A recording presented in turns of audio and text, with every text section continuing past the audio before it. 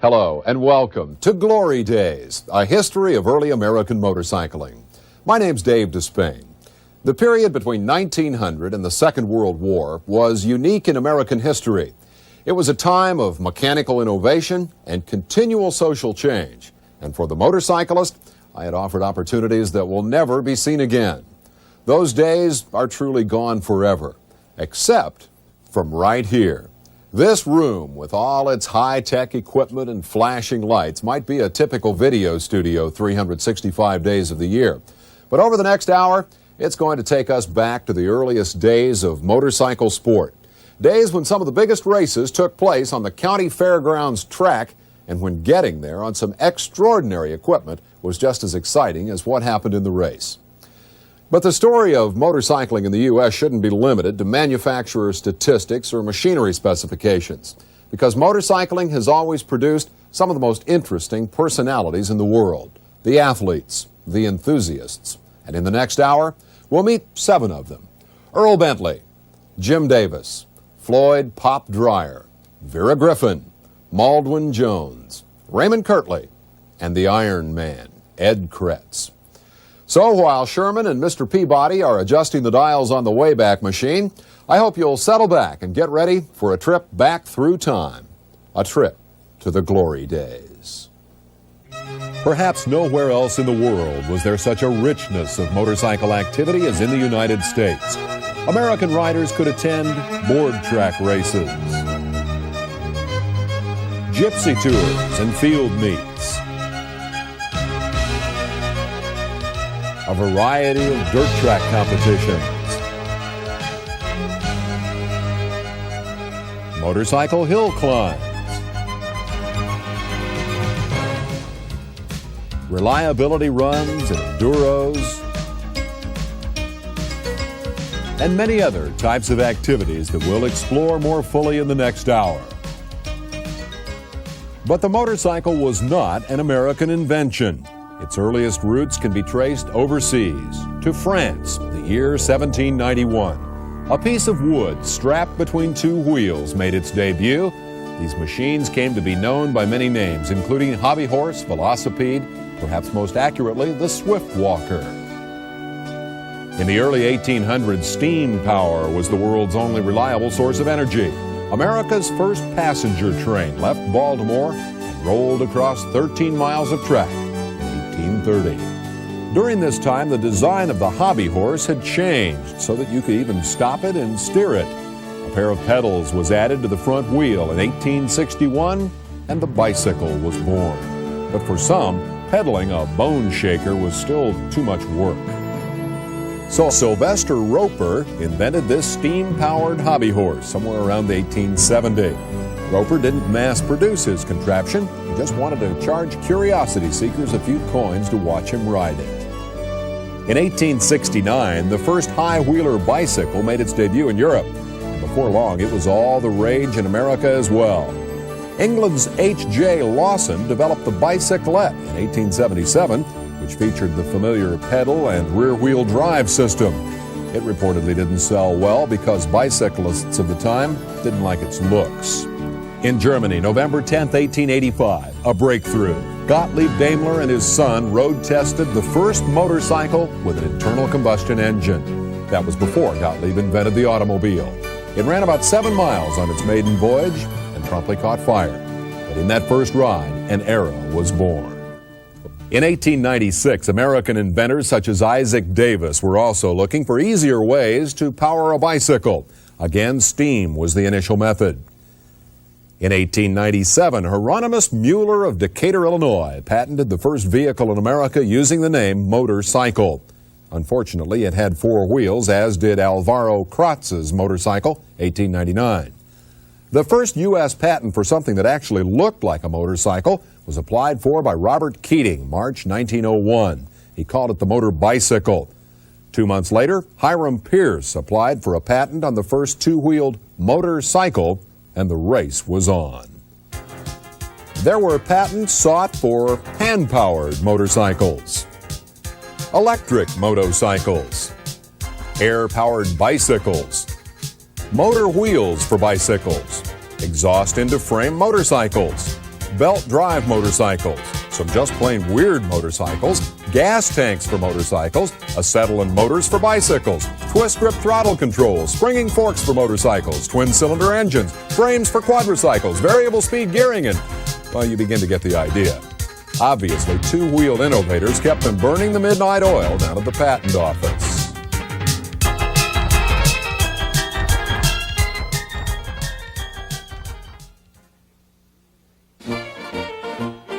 It was truly an age of invention and adventure.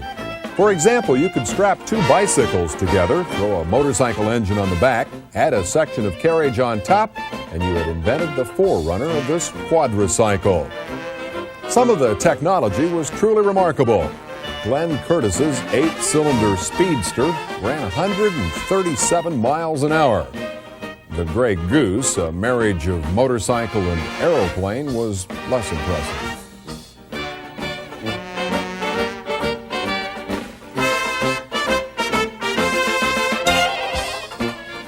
Motorcycles, or pieces of them, also found their way into everything from early snowmobiles to working sawmills. Prior to the turn of the century, America's roads were quiet, but they would soon echo to the roar of over 250 brands of American-made motorcycles. And if we traveled those early roads of America, we might have seen motorcycles such as the Pope, manufactured in Hartford, Connecticut. The Sears, direct from America's Wish Book. The Wagner, shown here with a very unimpressed horse. The Minneapolis, a great bike with which to meet girls. Here's another Curtis, produced by aviator Glenn Curtis. From Middletown, Ohio, came the famed Flying Merkel. The first American-made 4-cylinder, the Pierce. The Henderson, a larger and heavier 4-banger. The Dayton was one of 15 motorcycles named for a city. The Excelsior, billed as the first bike to go 100 miles an hour. This is a Marsh, actually one of the first motorcycles built in America. Here's a rare look at an even more rare M&M. And there were a couple of other names, Indian and Harley-Davidson, which would come to dominate pre-World War II America. For many Americans, the motorcycle was their introduction to cheap motorized transportation. This bicycle, powered by a Briggs & Stratton motor wheel, was owned by Raymond Kirtley. Raymond was 15 years old in 1910 when he took his first motorcycle ride. Well, I think I saw motorcycles before I did automobiles because people couldn't afford them, see. They could buy a motorcycle, but I think the first motorcycles I saw was around 1907. Of course, motorcycles were everywhere then. They were almost as numerous as cars today. Everybody had a motorcycle, and doctors rode them, lawyers rode them. It's a matter of money, you know. As they might say, nobody had any money. And then there wasn't any such thing as installment plans. So more and more people went to the dealership and shelled out the $100 to $300 it took to buy a new motorcycle. But riding a motorcycle still took something of a hardy constitution. What roads there were bad. Most were dirt, although that did depend on the weather. Such roads made the going precarious for two-wheeled travelers, and in many cases, well, it stopped the four-wheelers dead. Farmers used to make a lot of their money. You know what they'd do? They would go up and down the road with their horses and what you might call a single tree, or whatever this thing is behind a horse. I don't know much about it. Anyway, they'd go pull cars out of ditches and out of the mud holes and all that stuff. Bad roads, no roads at all. But this man enjoyed the challenge of the roads. Floyd "Pop" Dreyer, who went on to become one of the first great motorcycle sidecar racers. It was quite a trick to ride them old dirt roads when they get ruts in and dried out in the spring of the year, you know. They'd have deep ruts from the wet weather, and then when they dried out, you'd have a lot of ruts to ride over. And where they'd cross over, you know, if you're doing careful, you'd hit them ruts and throw you. So I got so I could jump the front wheel over and let the back wheel follow. And I'd go up and down that old road there as fast as that old thing would go. A little old neighbor lady lived across the street there off the road from my folks, and he was screaming, pulling her hair, and said, "He'll kill himself, he'll kill himself." Of course, there were more than just bad roads to contend with. There were the machines themselves. While your Harley may have been a great bike, some of its components definitely were not. Early riders had to put up with belt slippage, then chain breakage, unreliable spokes, and tires that would never last over 700 miles. Such equipment required not only good mechanical ability on the part of the rider, but ingenuity as well. Vera Griffin took her first ride on a motorcycle in 1921. Well, when I first started riding, I had to learn a little bit about the maintenance of the machine. I could do a few little repairs, like sometimes the bobby pin came in very handy. Sometimes burnt match.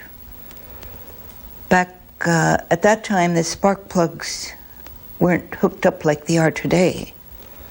And if a spark plug shorted out, you could unloosen the wire that went to the spark plug and take a burnt match, screw the nut back down tight to hold the match, and you could put the wire out on the part of the wooden match, and it would short across, and your bike would keep on running. Motorized transportation forced some incredible changes on American society. A whole new set of routines had to be learned, like pumping gas. But with those changes occasionally came conflict between the old and the new, between the horse and the motorcycle. If you're on a motorcycle, this is around about maybe 1911 or 12, something along there.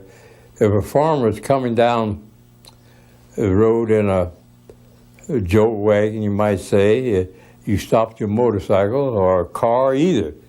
And horses would be afraid of cars. The horses would, they would really start bucking. And then you just stopped to let him on by, and that was the end of that. And the farmers used to say, I'll be so glad when they get rid of them damn things. But the motorcycle was here to stay. It proved remarkably adaptable, particularly when equipped with a sidecar or cargo box. They could be used to haul the mail, auto parts, ice, people on ice, and just about anything.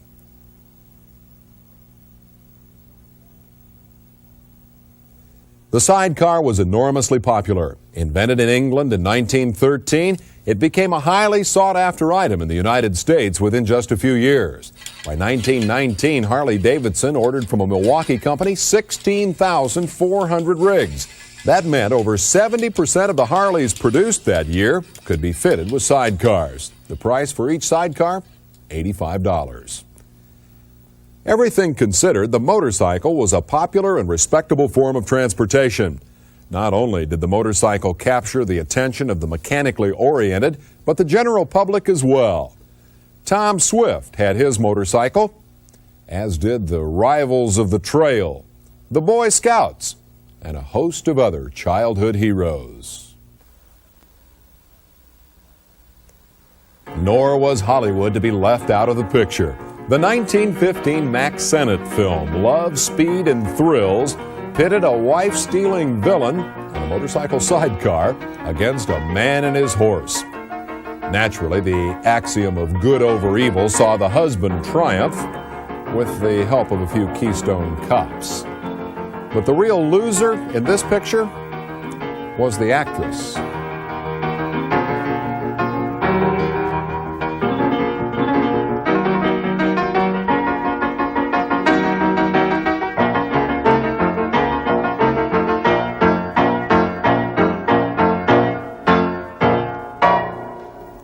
World War I saw heavy use of the motorcycle as a military vehicle.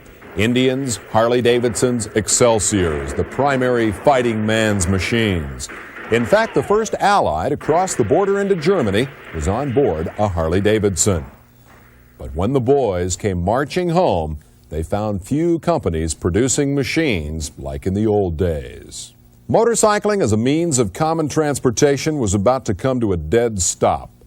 Automobiles had been in production for virtually the same length of time as motorcycles, but Henry Ford and his nearly flawless assembly line gave the four-wheelers a big edge. By 1925, one Model T left the factory every 10 seconds. Its price had dropped to $260. That was less than many motorcycles of the time. Within a quarter of a century, the motorcycle had gone from the leading edge of mobile technology to a recreational vehicle.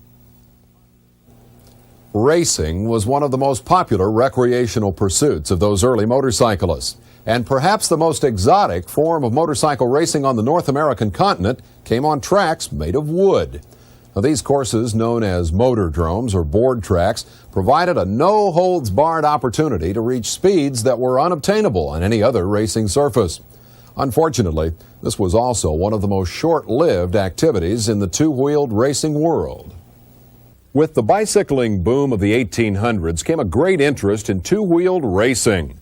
Most of these contests took place on tracks made of wood, known as velodromes. In their heyday, these races would attract over 10,000 spectators. The velodromes were actually the first place in which motorcycles would be used in the United States. To really see how fast you could go on a bicycle, you needed a motorized pacer. The pacers cut the wind for the rider so he could post his fastest time, and faster bicyclists meant bigger crowds at the velodromes. The first motorized pacers were employed in Europe. The best utilized French Debian-Bouton engines. But the most reliable pacer of the time was built in 1900 by Americans Oscar Hedstrom and Charles Henshaw. Then a fateful encounter. At a race in Springfield, Massachusetts, Hedstrom met velodrome owner George Hendy. Within a year, they were partners, and Springfield was home of the famed Indian motorcycle, one of the most popular brands of the glory days. But it was Hendy's track manager, Jack Prince, who developed a velodrome for motorized competition. Prince, shown here with racer Paul Durkham, began building motordromes in 1908. In the next 17 years, he would build these tracks from coast to coast. These first tracks were short, usually a quarter to 1/3 mile in length, constructed primarily of 2x4s, banked up to 62 degrees, and they allowed for speeds in excess of 95 miles an hour. That was really worth seeing. They really went fast, and you see them on these, on these drones. And you see a guy dive down, get up on top and dive down and win the race. He'd pick up right away. And you'd see fire coming out of them. They'd have the open exhaust ports, and then they had some of them would cheat. They'd have holes drilled around the cylinder. And they had a band, and they could move this band and that let the exhaust out, see. What got me was the flame coming out of the exhaust. I guess that's what people like to see. Because the motordrome evolved from the velodrome, many of the stars of this new sport were former bicycle champions. Riders like Ralph De Palma, who popularized the first Indians performing exhibitions at the velodromes, and Jacob de Rozier, who would also race for the Indian brand. But the riders on the new motordromes had a much more dangerous occupation than their bicycling brethren. During this race in 1912, Eddie Hasha lost control of his machine and hit the top wall. When his bike came to a stop, Hasha, competitor Johnny Albright, and 6 spectators were dead.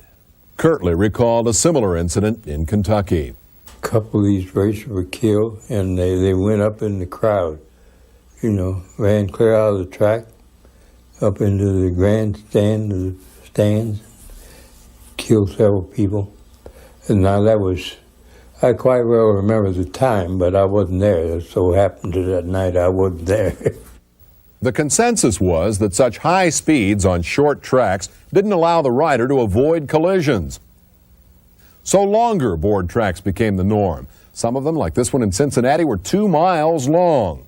This second stage of board track racing was considerably safer and a favorite of one of the greatest riders of all time, Jim Davis. Racing from 1916 to 1937, Davis was the only rider to win national championships from all 3 major race sanctioning bodies: Federation of American Motorcyclists, Motorcycle and Allied Trades Association, and the American Motorcycle Association. I'd rather ride on boards than I would anything else. They're faster, but they're a lot cleaner. If you're smart enough, you can always win. That ability allowed Davis to set the fastest lap ever recorded on a 1-mile board track, an average speed of 110.67 miles per hour. Because of the high speeds on the new board circuits, a knowledge of wind resistance and drafting technique became more important than ever. But riding in someone's draft presented its own problem: slivers. Sometimes a piece like the size of a lead pencil, would pierce you, and those kind hurt. They would stick most any place they hit you because, you run 100 to 125 mile an hour and they fly off your wheels and things, and they just stick into you. I run one through my arm and my leathers, and when I let loose my handlebar after a race at Fresno, my hand just stayed like that, and I looked down, there was a piece of wood went through the leathers and stuck in the muscle of my arm up here. But they pulled it out. It didn't amount to nothing. But those are the things that happen to you. The board tracks were also used to set endurance and speed records, as well as to test new race bikes. The rider on this New Jersey board track, the legendary Joe Petrali, on board a Super X. Unfortunately, history lost the name of this woman racer, as well as a record of the time she posted there. The board tracks were great crowd pleasers with their high speeds, noise, and the promise of danger. But the riders and their crews in the pits at this board track would see something most spectators never did. Like at Fresno, California, like we're going to race like today, this afternoon, the firemen would come out with their big fire hose, and spray the wood, and then it would swell up and tighten up, and we could race on it right after, a heavy rain. Wouldn't make any difference. Unfortunately, the days of the board track were numbered, but contrary to popular belief, they didn't disappear because of the perceived danger to the riders. I think the reason that they went out of business, I think they were probably too expensive to keep going, because if they set for like 6 or 8 months without any activity on it, they fell apart, and it was too costly for them to keep them going. Even if it had been in my day, I don't think I had the intestinal fortitude to put one of those machines around those tracks like those fellas did. Little small cord tires, splintering 2x4s on the edge around, and oil and grease all over everything. It isn't like today, NASCAR or anything, somebody drops a pint of oil on the track, everything stopped until it's cleaned up. Those days they kept on going. And I couldn't have done that, I'm sure of it. It was just too much. By 1929, the board tracks had faded into history. But another form of motordrome continued to tour the nation at carnivals and county fairs. Risking life and limb, riding the borderline of eternity to thrill to entertain you by riding their motorcycles on a wall. These shorter dromes were also known as tubs or barrels, and these traveling shows made stars of riders like Mud Gardner and his death-defying ride, Bobby Gold and his bike Betsy, and Alice Brady, the mile-a-minute girl. Alice, by the way, was the more accomplished half of a husband and wife barrel riding team. Now, those carnival exhibitions are the last remaining vestige of the old board track competitions, but the racers found another place to ride, the dirt tracks. For both the competitors and the public, This was an easily accessible form of motorcycle competition. If you went to the county fair, you had one of the best seats in the house for a unique brand of two-wheeled excitement. But even dirt tracking took some time to get off the ground. The first forms of competition in which manufacturers became actively involved were designed to prove the reliability and fuel economy of their machines. Oscar Hedstrom competed in reliability runs on early Indians, and Harley's Walter Davidson took this vehicle to a perfect score in a 1908 endurance run. Orders for the bike soared, as did the sale of Indians in later years when Cannonball Baker set record after record on his transcontinental runs. While organized dirt track races began sometime just after the turn of the century, motorcycle factories didn't become seriously interested in the sport until 1908. Soon thereafter, teams fielded by the manufacturers would begin popping up at county fair tracks all around the country. These teams featured a nearly unbeatable combination: professional competitors on specially designed racing equipment, and that combination would be the backbone of Class A racing. To see such exotic equipment, race fans paid their nickel to watch a show that included everything from locals on box stock equipment to factory one-offs. By 1920, races like this were veritable masterpieces of organization, but the earlier dirt track races ran under the run what you brung concept. The race meets were as wide open as the machinery entered. There were few, if any, rules. Both flying and standing starts were utilized, and when the FAM eventually took over control of the event, it had just two stipulations. Engines had to displace less than 50 cubic inches, and the rider had to weigh in at over 120 pounds. And if he didn't, the officials would make him carry enough weight to surpass the limit. At most nationals, chloride on the track kept dust to a minimum, but not all clubs and promoters could afford the expensive chemical. Jim Davis recalled one such race in Akron, Ohio. I wouldn't even ride on the racetrack. Factory shipped 3 machines in there, and they always ship a man out of the factory like Hank Severson. Hank said, "Are you going to ride on that?" I said, "No." I said, "I'm not going to ride." I said, "I don't want to ride that bad." So we just left our equipment in the freight house. Smith wanted to know what was wrong. You know, we signed up to ride, and I told him the machine never got there. We couldn't locate them, so that was the end of the story. But if I didn't like a track, I wouldn't ride it. I wouldn't. I figured it was my life, hell, but nobody else's. The majority of the races held at that time were on half miles, though mile tracks and their high speeds would also become popular with the crowds. Racing lines on these big tracks were as varied as the riding styles, but most of the top stars used some variation of a technique first developed by one Sprouts Elder. History recalls Sprouts as the first racer to use his left foot as an outrigger, the birth of the three-point broadslide. In Class A racing, there was no championship series. National champions were determined for each class on the basis of one particular race. And at some events, spectators could see up to 5 national championships awarded on the same day. At this race in Syracuse, New York in the early 30s, the 5, 10, and 25-mile national championships for the 21.35 cubic inch class were won by Harley's factory ace, Joe Petrali. Other Class A stars of the day were riders like Harley's Irvin Janke and Bill Breyer, Merkel rider Cliff Pinot, Red Parkhurst and Shrimp Burns, Paul Anderson, the world's fastest man in 1925, Johnny Seymour, Ray Wishour and his Harley Hog, and of course, Jim Davis. All these riders raced in the tracks of the great Maldwin Jones, builder of this 1910 machine and a parts inspector for the makers of the Flying Merkel. Shortly before his death, Jones consented to this rare interview. After I went to work there, I found out that Merkel had stored all of the racing junk in one big room in the factory. So I got permission to go in there and pick out what I wanted. At Merkel, I had to do all my own work except for frames. I had a friend in the frame department who would build anything in the way of frame, handlebar, and so forth. but I had to do all my own engine work.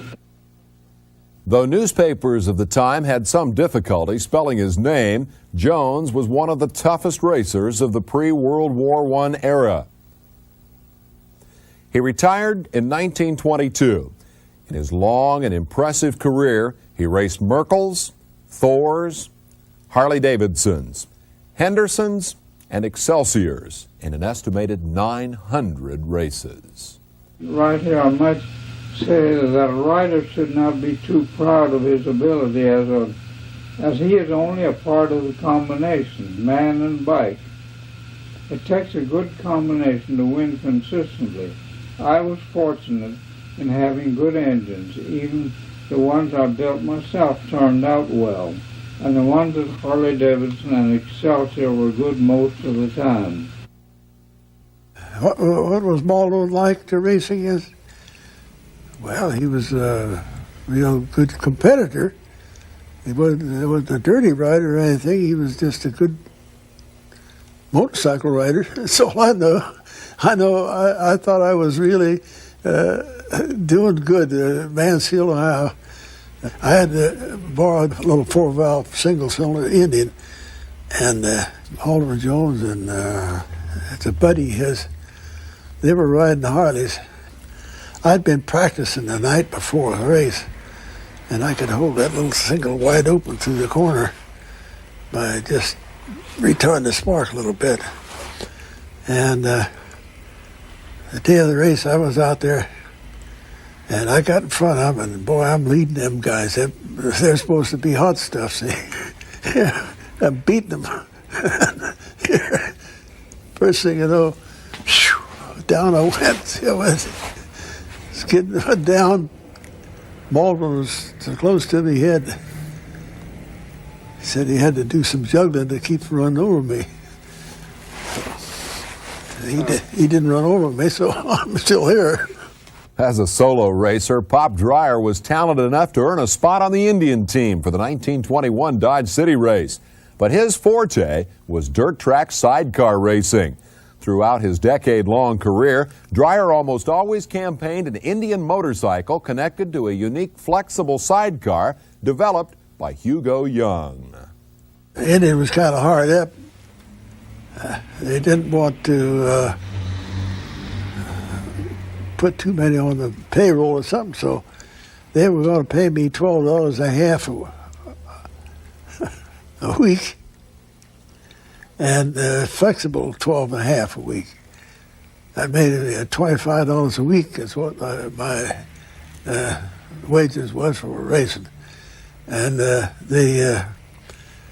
course, they furnished all the equipment, and they gave me all the prize money, so which wasn't too bad at all.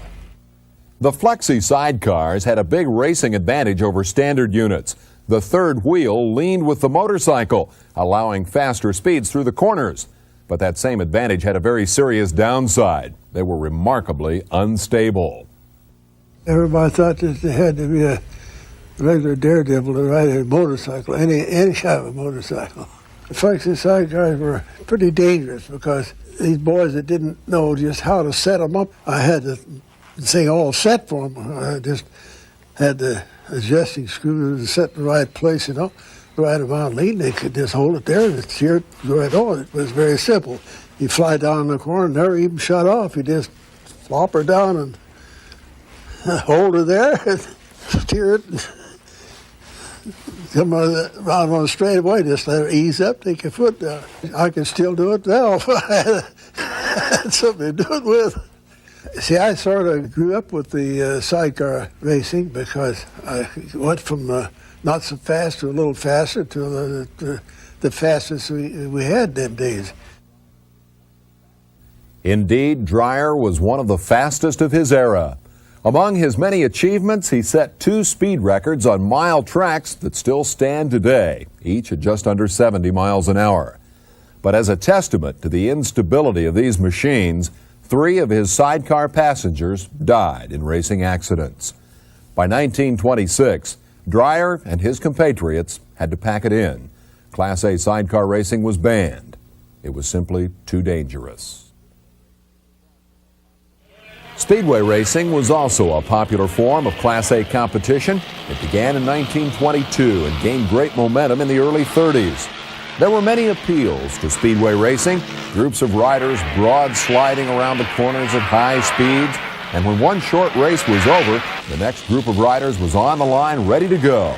It was non-stop action, carried to wonderful extremes. Speedway racing in America produced this country's first motorcycle world champion, Jack Milne. In 1937, Jack upheld the honor of the American motorcyclist when he took the top spot in the Speedway World Finals in London's Wembley Stadium. It would be 40 years before another American would wear such a crown. In its many forms, Class A motorcycle racing caught the public's imagination, and the popularity of competition led to some classic events. Savannah, Georgia, Marion, Indiana featured long races on country roads. Those contests brought in tens of thousands of spectators. But the biggest race of them all was the Dodge City Cactus Classic. Held 4th of July weekend in Dodge City, Kansas, this 300-mile event was a grueling test of endurance for both man and machine. The race was first held in 1914 and ran until World War I. It took a while after the close of hostilities before the race was run again. But on July 5th, 1920, it was back. Television hadn't been invented yet, and that's a shame, because Dodge City, 1920, was a great show. Good morning, ladies and gentlemen, and race fans everywhere. Welcome to the start of the Dodge City Cactus Classic, the greatest motorcycle race ever held. It's a real scorcher out here today, but over 16,000 fans from across the nation have made their way to the wheat fields of Kansas for this 300-mile event. Before we begin, we'd like to introduce you to a few of the races competing today. Starting for the Indian team, our riders Shrimp Burns, Gene Walker, Speck Warner, and Curly Fredericks. The Harley-Davidson jockeys, meanwhile, consist of Otto Walker, Baldwin Jones, Ray Weshire, Ralph Hepburn, Jimmy Davis, and Freddie Ledlow.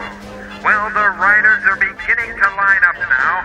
You know, just this morning there was a spectacular collision between an aeroplane and an automobile when they collided in a daring stunt. Luckily, no one was injured, and we hope no one is injured here today. It looks as if all the riders are on the line. They're getting ready, and they're off! Harley fans, you better look out, because Redskin riders Gene Walker and Shrimp Burns got the best push off the starting line. I was deathly sick in the morning of the race, and I remember I didn't even have my leggings on the right way. They were on backwards. Felt so bad, and I didn't want to ride, but the factory boss said, well, you're out here, you may as well start. So, but after I got on the equipment and got going, why, I kind of felt a little bit better, and as the race progressed, why, I was in pretty good shape. Ladies and gentlemen, Harley's Baldwin Jones moved out in front at the 33rd lap and has since made the top spot his own. As we approach the 100-mile mark, it looks like the veteran rider will set a new record. And he has. He's gone 100 miles in 1 hour, 11 minutes, and 12 seconds. That's the fastest century mark ever recorded here. The high temperatures have really baked the track and are making things considerable hard on the tire men. In the pits now is Jim Davis. The factory would put us in a school at night and showed us our different colors and the designs on the flag that come out, and we better remember what they were, because they could tell us where our competitors were, how much time we were ahead of them. When they signal you to come in with your flag, they mean you. They don't mean somebody else, because they've got goggles, everything ready for you. And you come in the pits, you don't get off your motorcycle. They got about 4 men works on you, what they call a bumper. So we don't have brakes. And we have to coast in, and this bumper grabs us and lifts up the front end, and they roll a board underneath, and he sets on the front wheel. In the meantime, these fellas are stabbing at the rear wheels, and you're in the pits, and you get oil and gas and a drink of water and new goggles, and you're out of there in about 45 seconds. Well, folks, we've got a real race in the making here. Little Jimmy Davis, on his first ride for Harley-Davidson, has moved up through the pack to challenge was Jones. They're just shy of the 200-mile mark, and the Harley duo has been swapping the lead back and forth for the last 26 miles. Wait a minute, it looks like Jones has jumped back into the lead, and once again he set another record. Jones has posted the second 100 miles in 1 hour, 15 minutes, and 35 seconds, smashing the Ascot record for the double century. Hold on to your hats. Baldwin Jones appears to be experiencing some mechanical problems and is pulled into the pits. The 1920 Dodge City race was a disappointment because I would have won it. I went to about 260 miles before the spark plug connection broke. I finally had to pull into the pits because I couldn't hook it on while I was riding. And then tried to get started again, but I wouldn't fire on 2 cylinders right away. The engine was too hot. That's the way it went, and I finally had to give up. This grueling 300-mile event has really taken its toll on man and machine today. Mechanical problems have already taken out Jones, Hepburn, Walker, Higley, Newman, Ludlow, Hartley, Marks, Buckner, and Burns, leaving the lead in sole possession of Jimmy Davis. I know along about 250 miles, 275 miles, they put a big sign out, okay, take it easy. But you can't take it easy when you're racing. If you relax, you get more trouble than you do if you're going full bore all the time. So I never did slack up. Ladies and gentlemen, we're at the white flag lap, and little Jimmy Davis is in the catbird seat. If the 20-year-old boy wonder holds his position, he'll have made a name for himself that will live forever in motorcycle racing history. Davis is coming down the straightaway now to take the 1920 Dodge City victory and a $1,000 prize, and there's the flag. Davis's time for the 300 miles is 3 hours, 40 minutes, and 4 seconds, and his lap times rarely varied more than 3 seconds throughout the entire 300 miles. His steady riding has made him a new world champion. Only 4 other riders finished this race today. Here's second-place rider Gene Walker being congratulated by Red Parkhurst. Popular Harley rider Ray Weshire finished in 3rd, and Spec Warner finished 4th, a position he's held in each of the 4 Dodge City races. We'll leave you now with a shot of our winner, Jim Davis. Well, you know, when you win a big race like that, everybody wants to rush up and make a big fuss over you, even the factory men, because they want to take pictures of you. And I know at Dodge City, Mr. Harley brought Louise over, and of course you always get a hug and a kiss. And the majority of the people, they want to get in and, you know, take a lot of pictures. And so I figure with the equipment and the riding ability and the way things were, why, we done pretty good. Well, Jim Davis says of all the days that he did pretty good, he thinks that was the most memorable. But 9 years after that Dodge City race, Wall Street crashed. Virtually no one's life in America went untouched. Within the motorcycle industry, the economic disaster of the Great Depression made it harder and harder to justify those huge racing budgets. Couple that with the domination of a few riders on factory bikes and the resulting lack of spectator appeal, and you had a sport ripe for change. That change was a switch in the rules from Class A to Class C. Class C utilized production equipment in order to cut the costs of racing and encourage more newcomers to enter the sport. One of the riders who began racing in the new class was Ed Kretz, who won this 50-mile race held at Oakland, California.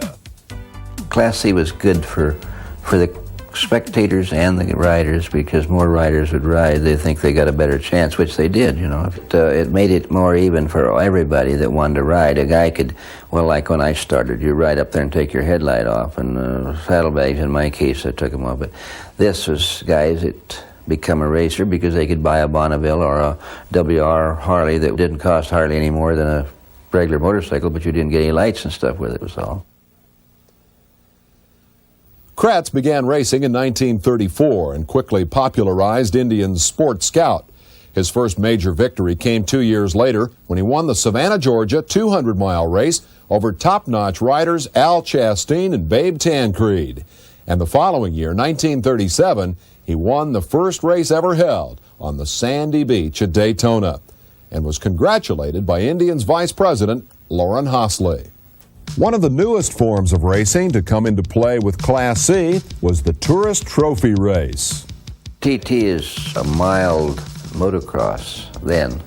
That originated in England. Taurus Trophy is a TT.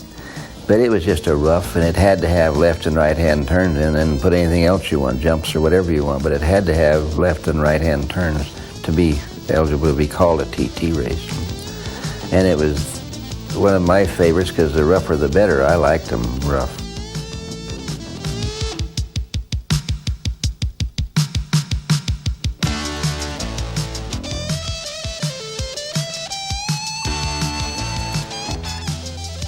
One thing Ed neglected to mention was that unlike flat track, TT races ran even if it rained, and that made life a little uncomfortable for these gentlemen.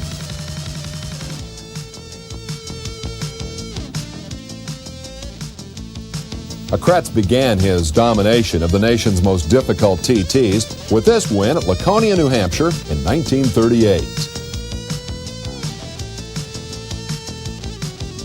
During his long career, he would win Laconia once more, take the checkered flag 4 times at the 100-mile race at Langhorne, Pennsylvania, and rack up no fewer than 14 Pacific Coast championships. Because of his burly physique and his ability to often lap the entire field, he became known as the Iron Man of American racing. If a guy tried to hold on to me a little bit and follow me, I'd really get going. And if you can once pull away from a guy, he'll give up right now and back off a little bit, and then you don't try so hard. You know, you get that out of their mind to keep trying so hard to catch you. They think they can, and maybe they are, but if you could pull away when they're doing their best, they'll back off and think, well, I'd just soon have second, you know, or third, whatever it might be. But I think that all the long races I won was because I was in good condition. Well, there were few TT races that were tougher or as well known as those held by the Peoria Motorcycle Club in Peoria, Illinois. And it isn't hard to see why it built a reputation throughout the years as one of the most popular TTs in America. Of course, racing on production equipment renewed the battle of the brands. As far back as the days of Class A, the Harley-Davidson and Indian factories had been engaged in the most bitter rivalry in the history of American motorcycling. The differences between the companies became painfully obvious when you tried riding their respective machines. For example, Harley shifted on the left, Indians on the right, and the viewpoints of each brand's loyalists were equally opposed. Whether they met at races or at road riding events, riders of those two machines could never see eye to eye. And Class C wasn't about to change that. The rivalry between Indian and Harley was pretty hot all through them years. Harley and Indian was the only two that was really in racing. Almost a feud, you know. Well, you might say they fought each other. Harley went a while, Indian went a while. Indian, they'd get beat so long and then they'd go to work. I had a lot of female fans. A lot of them were Harley dealers' wives, by the way. Harley would take a beating so long, and then they'd decide, well, we better go to work and get going too. But I knew what the thing was. They was trying to get me drunk. If I got more money with Harley, I'd quit and go with Harley. I could go out and ride with a hangover. It didn't matter to me. It didn't make much difference to me. But I've never told that to anybody, so probably know about it now, I guess. Maybe that's the real reason they called Ed Kretz the Iron Man. Now, that Indian motorcycle that Ed helped make famous eventually faded from the competition scene. But the Class C rules formula, racing production motorcycles, was a huge success, and it was virtually unchanged for nearly 40 years. But not all the motorcycle competition took place on racetracks. I want to take you back now, back to the turn of the century, when those first intrepid enthusiasts were always looking for a new place to play, and another chance to show off their bikes' speed and power. You and a few of your friends might take your machines out to a local hill and see who could make it to the top the fastest, or in the very earliest days, just who could make it to the top, period. And that was the birth of one of the most popular forms of racing in the 20s and 30s, the motorcycle hill climb. Glenn Curtis, best remembered for his pioneering contributions to American aviation, is also credited with winning the first American motorcycle hill climb. In 1903, the New York Motorcycle Club ran contestants up a roadway on a steep hill.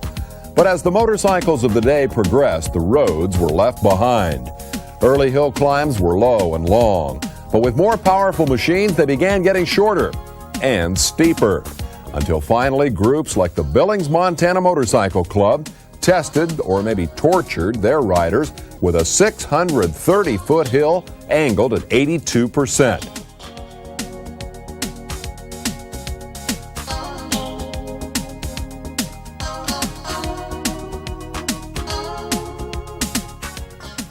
Earl Bentley was one of the so-called slant artists who took on those early hills. One of the challengings of hill climbing was not only the weather, your machine, your competitor beside you, but old Mother Nature herself, the hill. I think I went to hill climbing more because it was a one-to-one basis instead of on track where you have traffic and everything else. With hill climbing, you can concentrate on how am I going to solve this problem. And so the guidelines were set. Hill climbing became the sometimes lopsided challenge of man and machine against the elements. To gain an upper hand in this contest, factories began producing specialized machines in the late teens. These factory bikes featured longer frames than standard machines. They had smaller pressurized fuel tanks to reduce weight. They utilized in-and-out dog clutches, ran with special points and magnetos, and were powered by high-revving engines that ran on specialized fuels. Such machines were expensive to produce and maintain, and there were few factory-sponsored riders. That meant the majority of racers, like Bentley, rode modified production equipment. I think one of the things that led me into competition was I liked engines. And there was a challenge to get that engine up there. And we all were, at those early days in the 30s, we were hearing about the factory-sponsored riders and all this.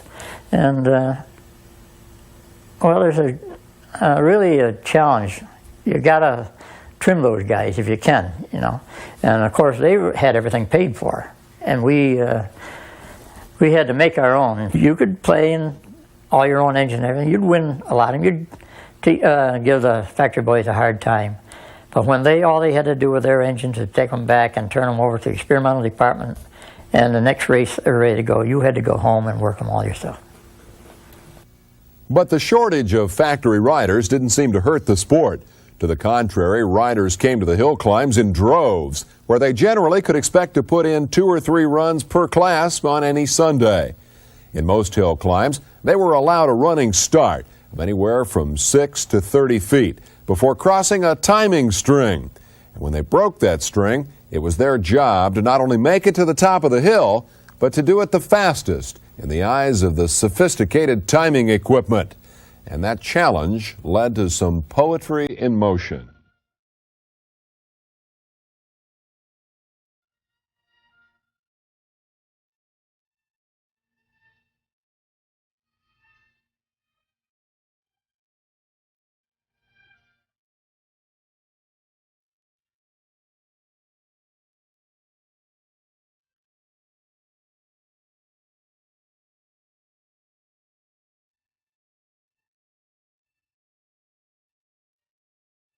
I think the one thing that went through your mind is, am I going to make that line without coming over backwards? Going up the hill, throwing rocks and everything else like that, and being psyched up. I may be making a lot of noise, maybe spinning my wheel. Am I making progress? There was a certain number of pilots that seemed to have a natural knack for picking the best way up the hill, although the machine didn't seem to be working. You take Howard Mitzel, he was a factory rider, Joe Petrelli was a Super X man, Herb Driver, Ori Steele. These boys were in a class by themselves.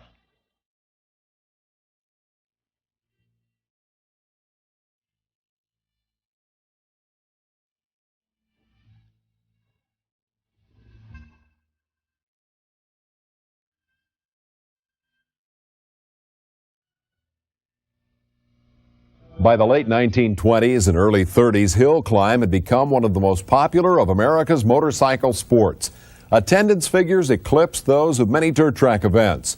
This climb, held in Rochester, New York, brought out between 5,000 and 6,000 spectators. Perhaps one reason for the crowds was the attraction of the big-name riders, like Super X's Joe Petrali and Indians' Howard Mitzel. Petrali was not only the national dirt track champ in 1931 and 32, but the top hill climber as well. Like all competitors, there were times when Joe was on top, and there were days when he didn't fare quite so well. No matter how the best riders performed, though, on a given day, they always drew a crowd. When you got to the top of the hill, all you could see at the foot of the hill, out in the parking lot, was acres and acres of automobiles. And the families with picnic spreads set out and everything. It became a big family interest, you know. The reason all those cars were out there, if there was 10 fellows entered in it, you can pretty near bet that, except for the ones that went over the hill, or the percentage was 90% you were going to flip, especially in your higher professional type with a lot of horsepower. If it was a small hill climb, the machine didn't have the power to come over backwards. They do road gearing, you know, like that. It was but it's you could expect a lot of action. A 1930s hill climb was a trip into the mechanical wild. Swarms of competitors, stifling heat and dust, the roar of high-revving engines, the smell of burnt castor oil. It was a jungle out there.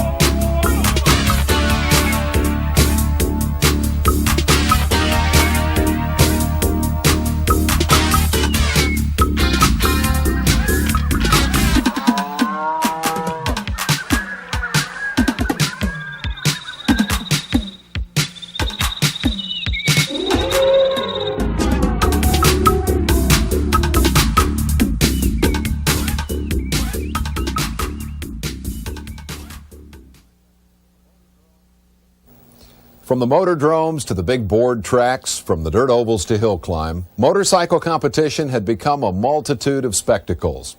But what was happening out there on the highways and byways of America? Now, we mentioned that Henry Ford's Model T had put the motorcycle out of the general transportation business. Maybe that wasn't all bad.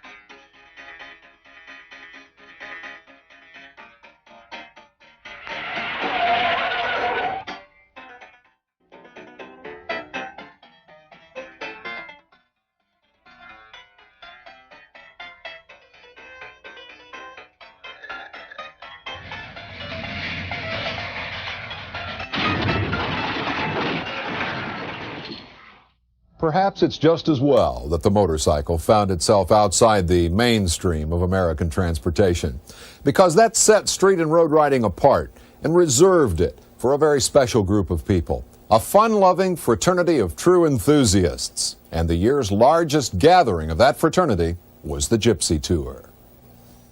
Motorcyclists have always enjoyed a great sense of camaraderie.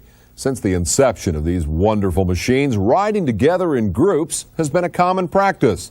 Joining a motorcycle club was the next step in the process, and then attending organized events. It was a logical progression, and after all, sharing a good thing makes it better. Dealerships like the East Side Motorcycle Company of Portland, Oregon, began sponsoring weekend rides into the country.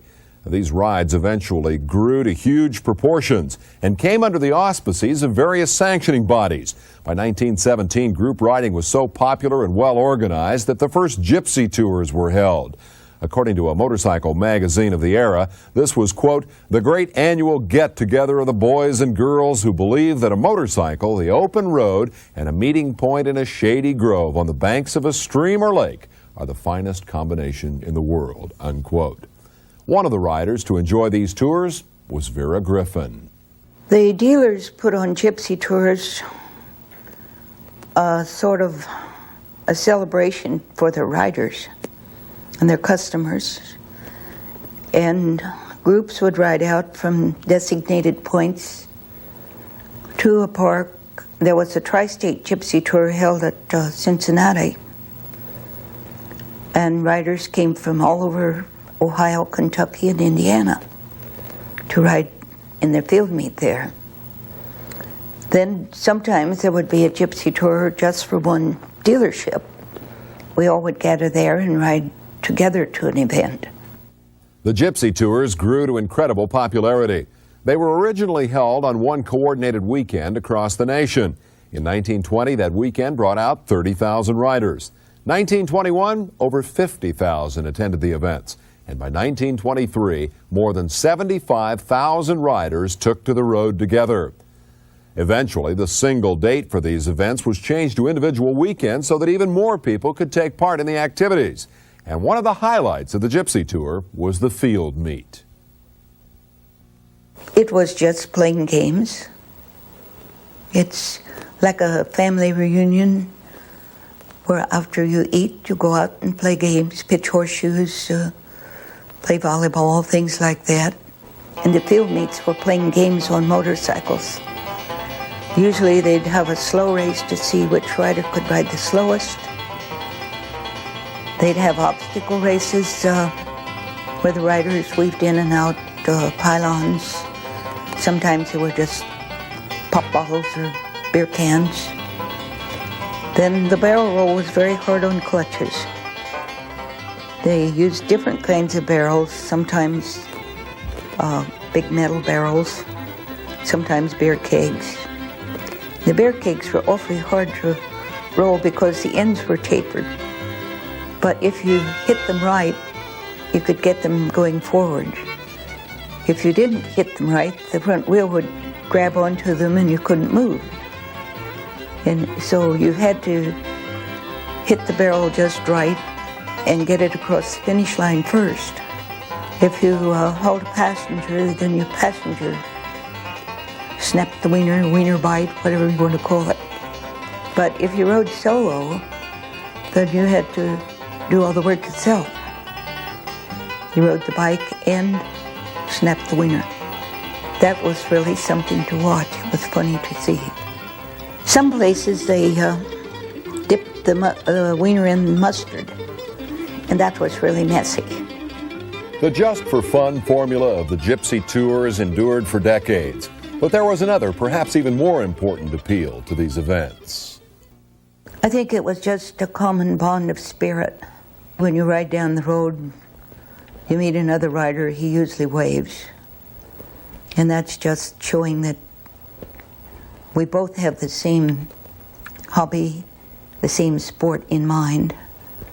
We're buddies, we're companions.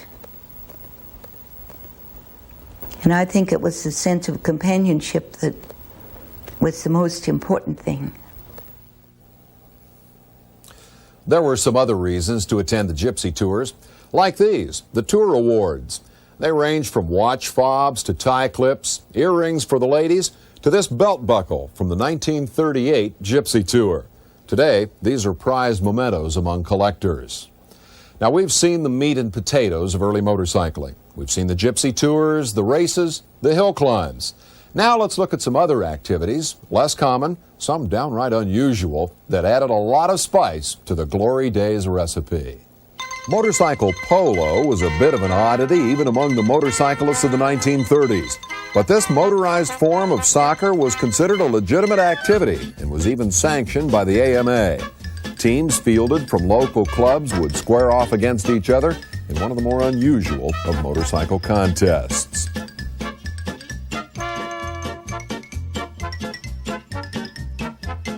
Beach racing and sand drags, such as those held at Daytona or Long Beach in Washington, also proved popular. A closely related activity on the beach was short track racing, with passengers skiing behind the riders. While it was a toss-up to see who was having more fun, the rider or the passenger, there was no doubt who got the messiest. Timed road runs were also well attended. In these events, riders had to stick to a designated route and maintain a specified speed average. Reliability runs utilized the same principle, although on roads that were not quite as well groomed. It was the reliability run that would eventually lead to the enduro. And if the reliability runs didn't keep motorcyclists busy enough in the winter, some riders took to the frozen lakes to race on the ice. This group added a third wheel for balance on the slick stuff. Stunt and drill teams put on displays of trick riding before races and during breaks in the action. They also proved that the motorcycle could work, if need be, as a means of mass transit. Not quite as tame or as well groomed as the stunt and drill teams were the motorcycle daredevils, who performed such feats as riding in globes around oddly dressed women. This flat-nosed little fellow thought it would be fun to ride his motorcycle clear through glass. While it was a shattering experience, he probably didn't realize what a pain it would be. Say goodnight, Gracie. But perhaps the most typical stunt was crashing the boards, a familiar activity at races and between rides at the hill climb. Bentley was a member of a traveling group of stuntmen who frequently bashed the boards. Believe it or not, we used to argue about who would do it. Not because he didn't want to do it, but the fun of doing it. And it really isn't dangerous. We always tried to use the Harley. Not because we wanted to destroy the Harley, but they had the suspension spring tubes came up the front, which lend itself to another barrier. With all the spectacular things going on and looking dangerous, none of us really got hurt. And I don't think we even got a burn or anything. You might get a bruise once in a while or something, or your helmet fly off, you know. That was all. It was a lot of gimmick. People loved it because the motors made a noise, you know, and they ate it up. They did indeed, Earl, because that was a special time. For motorcycling and for America, those were the glory days. Now, we must leave our studio and go back to the hustle and bustle of everyday life, to computerized motorcycles and concrete superhighways. But as my friends will tell you, we'll leave some of the best days behind. When I was a young fellow, maybe you'd hear some geese in the skies. And let's see, maybe you'd hear a freight train. Maybe you'd hear a horse and buggy or a joke wagon coming down the road, you know, hitting these rocks and with iron wheels. You don't know what a noise that would make. And you'd hear a factory whistle, and you'd hear a locomotive whistle. Now, as far as noise, that was just about all there was. Well, see, back in them days, they didn't have a lot of TV and radio and all kinds of entertainments that they have nowadays. And these little country people out places around close to little towns like Mansfield, Ohio, when there was motorcycle races coming up, boy, that was a big deal. See, they all flocked in there. The motorcyclists were pretty much considered just regular people in the 30s. There weren't any gangs. They hadn't shown the wild one. And people didn't think badly of motorcycles. If you enjoyed it, it was a great life. I would do it all over again if I could. I would just start right at the start and just do the same thing I did. When I sit here talking like this and reminiscing about these things, it's hard for me to conceive that I started when I was 16 and I'm 74 years old now. That some of these things took place, and my God, I wished I could do it again. I've made so many friends all over the world, and to me, I think that's the best thing that I could be remembered by, is the friendship that I have made amongst different motorcycle people all over the country. I said, that's wonderful.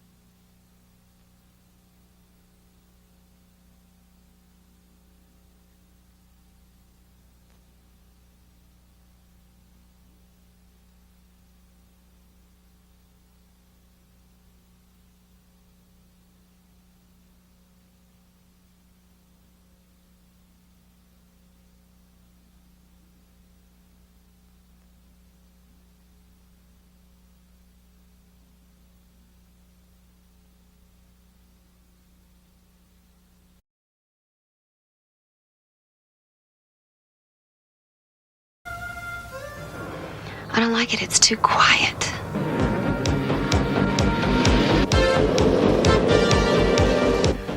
Shouldn't be long now. Better get ready.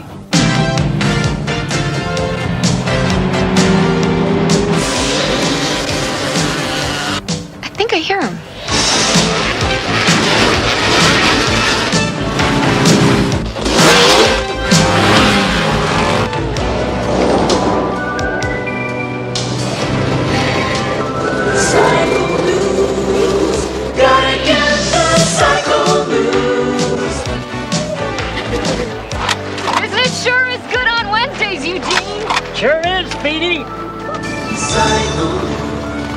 Subscribe to America's weekly motorcycle newspaper, Cycle News, for a full year, 50 issues at half the retail price.